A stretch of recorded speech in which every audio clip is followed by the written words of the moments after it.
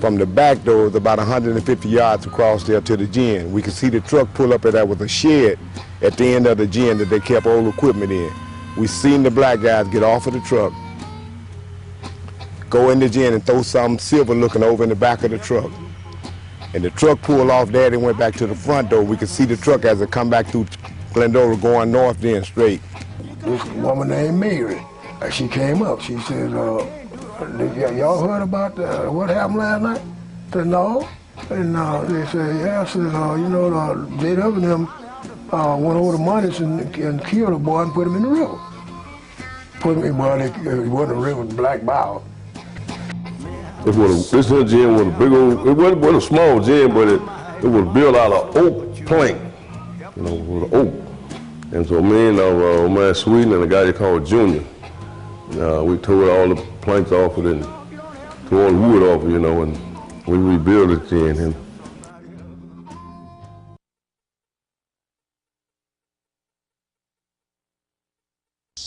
I'm here today standing on the banks of the Black Bayou, located in Glendora, Mississippi, which has turned into this day a swamp, and we're standing in the basin of the infamous Black Bayou that has harbored many of murderers. If these waters could talk, what would they say? If these cypress could talk, what would they say?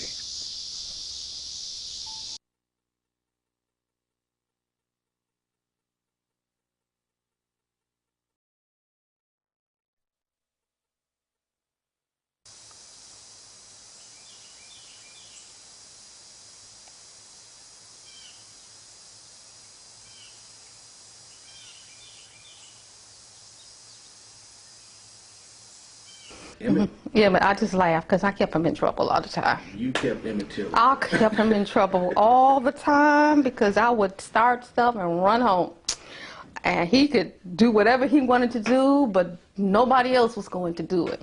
Okay. He was my protector. At the store, we had picked cotton all day. We arrived around dusk dark. Maurice parked the car across, that would be to the north of the store. Wheeler, we all got out of the car. Wheeler went in the store first.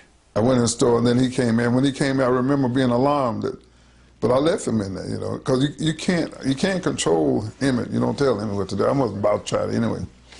So not thinking that it's going to come to what it came to, but I remember being alarmed when he came in. So my Uncle Simeon, who's 12, came in behind me. Yeah. At this point, Maurice didn't want Emmett in the store by himself because he was afraid that he wouldn't, you know, do the right thing, so he sent me in behind him. So Emmett was in the store with Callan Bryant for about a minute, alone. Then I came in the store. Alone? The things that Callan said, number one, she said, I came in the store and drug him out of there. That's not true. Emmett paid for his item. We both left the store at the same time, and we were standing outside of the store there, and Callan Bryant came out behind us. And as she was walking towards us, our car, Emmett whistled at her. It scared us half to death. Even today, we don't know why in the world he did that. Never. We couldn't get to the car fast enough. And Emmett saw our reaction, it scared him. So we got in our car and we got out of town. Maurice drove about 2 miles down the little gravel road. He saw a vehicle in our rearview mirror. He stopped the car. They all jumped out of the car, ran down through the cotton field.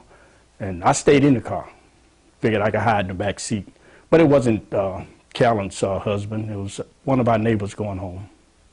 But what happened when they got back to the car, Emmett begged us not to tell Daddy what happened because we was having so much fun and he didn't want to go home. He thought Daddy would send him home for that. By now it's almost dark. Yeah.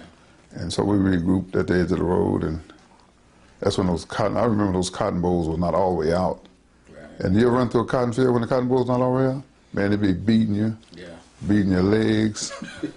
We'd fall over each other. Oh, man, it was a riot. And Emmett, when we got back to the edge of the road, he begged us not to tell my grandfather. Okay. And there was a girl there called Ruth. She said, look, I know these people. So you're going to hear some more. She told us plainly, said, this is not over. I know these people, what they've done to people. You're going to hear some more about this. And we just kept silent, and after 2 days, 3 days, we forgot about it. It was a big house, big landowner's house. They always call it a shack, but it was a big house, 4-bedroom. And those bedrooms, you didn't go through no hallway to get to them. You go through a bedroom to get to it. I don't know if you've ever been in a house like that down south there. Yeah. No wasted space. You right into the next room. So my grandfather's, the big porch all the way across, my grandfather's on the left-hand side, and I was on the right-hand side. So the room right behind my grandfather, Simeon and Emmett Till was there. Emmett was kidnapped out of my bedroom. He and I were sharing a bed. In my room, there was 2 beds. And after we had gone to bed, which was about 1 o'clock, I heard this noise, coming from the other room. And when I opened my eyes, I saw Roy Bryant and J.W. Milan standing at the foot of my bed. Milan had a .45 in his hand, flashlight. He ordered me to lay back down and made Emmett get up and put his clothes on. And I don't know what all was going on, but it was terror, man, pure terror. Yeah. They wanted him to get up, and he don't know none of his training. If they taught him, he ain't saying yes, sir. He's not saying no, sir. Nothing. And they mad already about him whistling at this woman. And man, they were furious. He wanted to put his socks on. It was hell in that house, man. It was. I mean, you don't want to experience nothing like that. Yeah. The fear and the terror that we experienced. They threatened to whip him in the house because he was saying yeah and no. He wasn't saying yes sir and no sir to them. But they claimed they were just going to take him up the road and whip him and bring him back. They said if he's the wrong boy, we're going to bring him back. So they finally got him out. My grandmother tried to pay him. They wouldn't hear that. And then after that, they left with him. Then my grandfather and grandmother leave.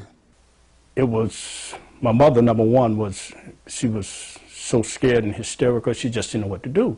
I mean, here her nephew she was in charge of keeping him safe. Now he was kidnapped by these men, and she was so hysterical, my dad had to take her out of the house because she told my dad, I can't stay here another night. So she left. My dad took her to Sumner, where my Uncle Crosby lived, and she never set foot back in that house. She left Sumner and went to Chicago. And now I'm the only one left, Wheeler and I, that is awoke.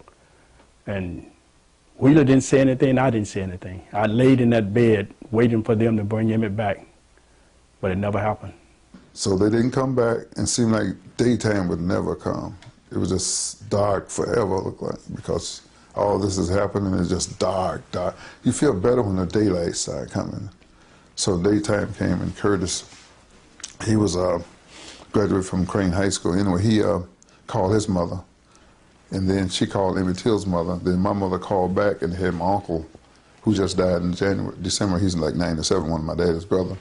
So I can remember him coming over, and he got his pistol. This is it.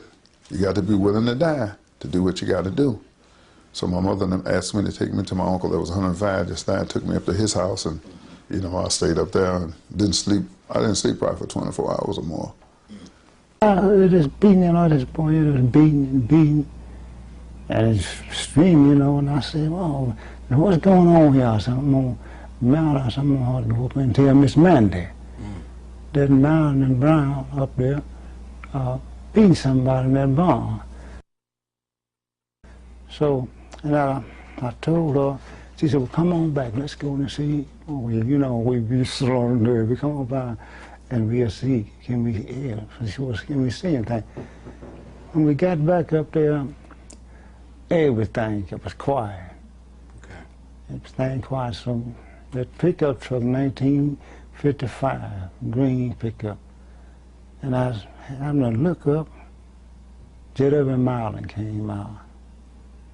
Nobody but him. And he came up there first. He walked up and Miss Mandy said, did you hear anything? She said, no, I didn't hear anything. And I said, well, and I'm going to get some water. I can see in my head, it's a 45 on the side, had khaki pants on, green nylon shit up. And he said, hey, you. And I said, yeah.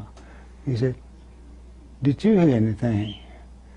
Well, I said, no, I didn't hear anything, I said, I didn't hear anything.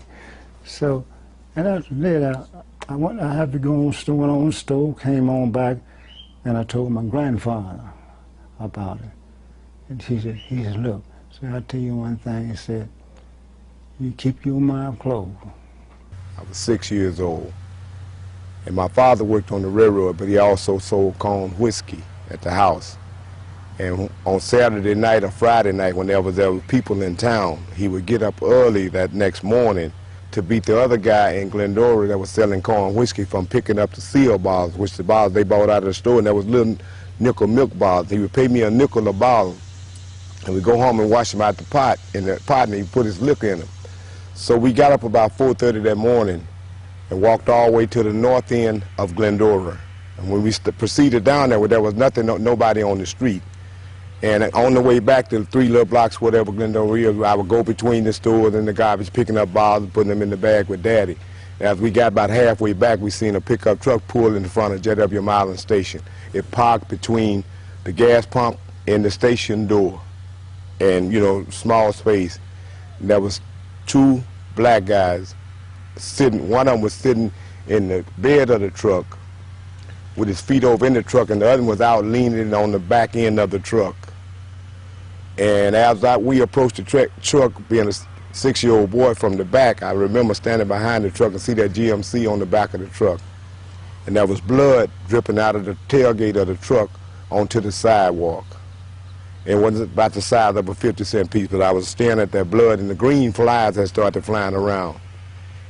And J.W. Milan was in his service station at that time, and the door was open, and he came to the door of the service station, and he told one of the guys on the truck to go get Henry Lee Logan from his house, which was right down behind the Benellan Hall. And Daddy told him there was blood on the sidewalk. He said, I killed a deer. And I could look at Henry Lee and all of them, and some was in distress, but I didn't know what it was. Daddy was in stress. And I don't know what he told Daddy when he said about deer season ain't in. Daddy said deer season ain't in. I don't know what J.W. told him. But I know when they got on the truck and proceeded down toward the gym, my father grabbed my wrist and started running home with me. There was a club called King Club right past J.W. place that had a row of hedges. And my father was taking me so fast and holding my wrist so tight, and I was too close to those hedges, and they were scratching the side of my face and scratching my shoulder, and I didn't know why he was pulling me like that. And we had a house, a shotgun house, 4 rooms straight back, about 5 feet off the ground. I remember he ran in the house, went up the porch. We didn't have a living room. Him and my mother were sleeping in the front room. They were sleeping. I remember him bending over the bed, whispering to Mama. And she had a distressed look on her face, and by that time he ran to the back door. From the back door, it was about 150 yards across there to the gym. We could see the truck pull up at that with a shed at the end of the gym that they kept old equipment in.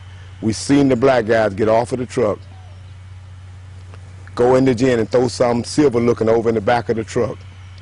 And the truck pulled off there and went back to the front door. We could see the truck as it come back through Glendora going north then straight. And I don't know what I said to my father, but he slapped me and said, if you said anything, then white folks would kill all of us. My name is Henry Lee Logan. I was supposed to have been involved with immaterial murder, but I wasn't. And I still can't figure out why they would have me involved in that. And I knows nothing about it, no more what was told. This woman named Mary, she came up. She said, y'all heard about what happened last night? I said, no.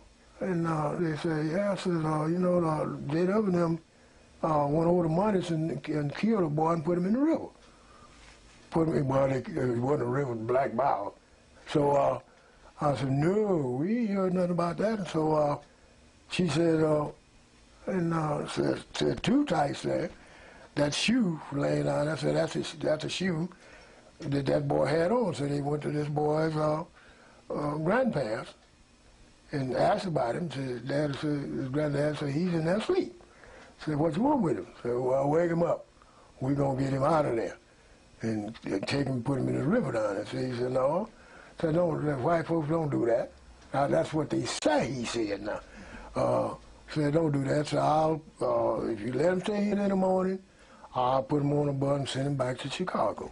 So no, they said, no, we want him out of here now.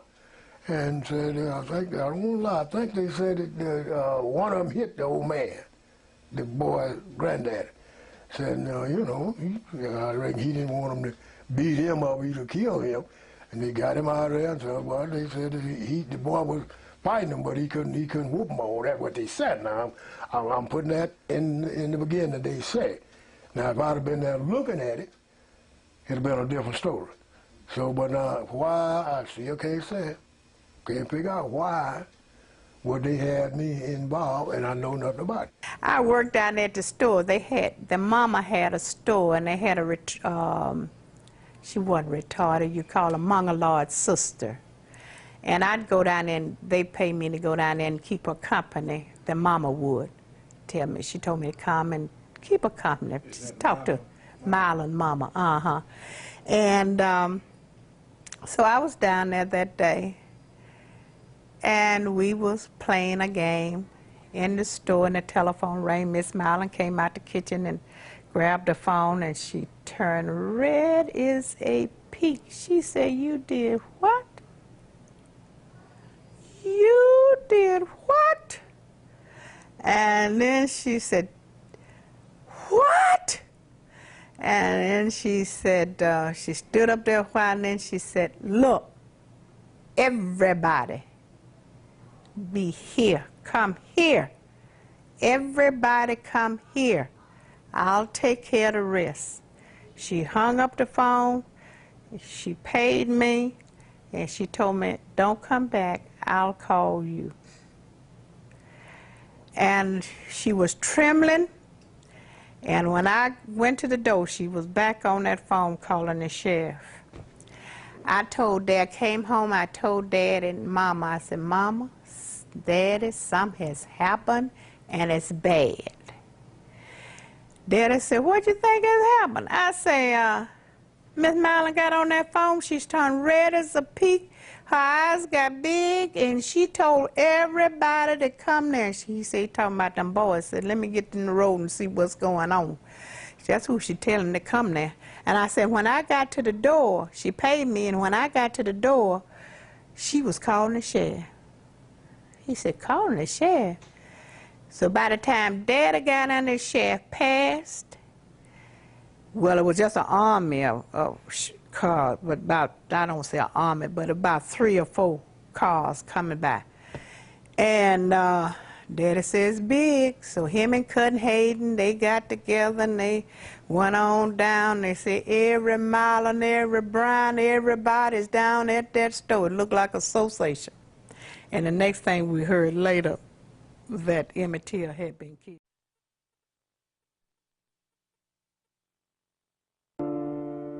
From the back door, it was about 150 yards across there to the gym. We could see the truck pull up, and there was a shed at the end of the gym that they kept old equipment in.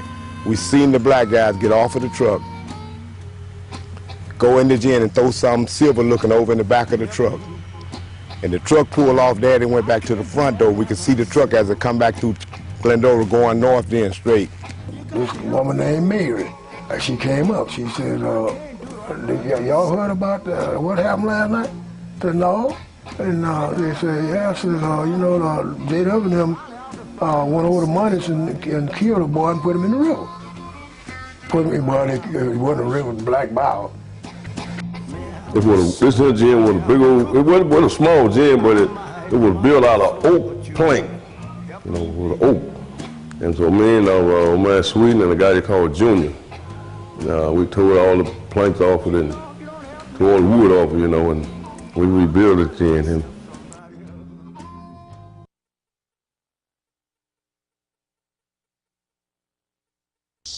I'm here today standing on the banks of the Black Bayou, located in Glendora, Mississippi, which has turned into this day a swamp, and we are standing in the basin of the infamous Black Bayou that has harbored many of murderers. If these waters could talk, what would they say? If these cypress could talk, what would they say?